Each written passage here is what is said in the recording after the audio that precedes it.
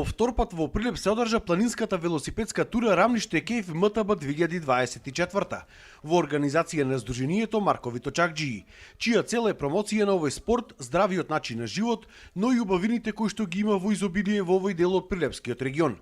Учесниците на оваа тура, која што е од средно тешка категорија, поминаа 32 километри, започнувајќи од селото Ревоец, па потоа продолжија кон Прилепското езеро и премино Дервен со пленарскиот дом, па потоа селото Крстец, како и пештерата Рамниште, која што беше осветлена за оваа намена и представува вистинска атракција. Па првата година имавме малку неприлики, фати невремено се одложи, потоа беше многу температурите беа многу високи, но се одржа добро, а годинава очекуваме да има учесници во поголем број.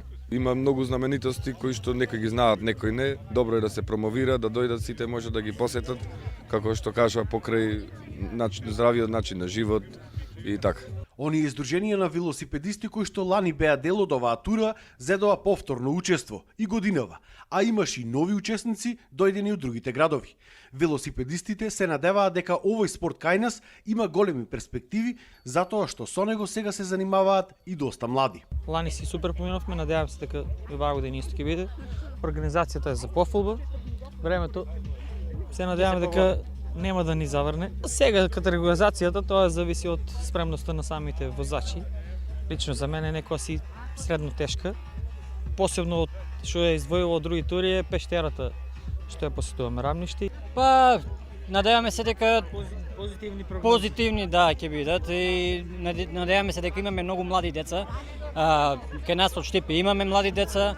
Не се на турите, ама возат кај нас. А еве гледаме и тука има млади деца од Гевгелија, од други градови, од Велес, од Прилеп.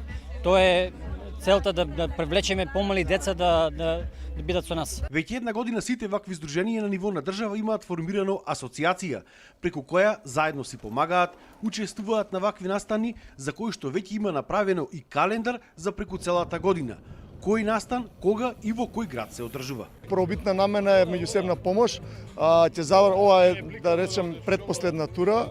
Има уште две тури, една во Велес, една во Ландово.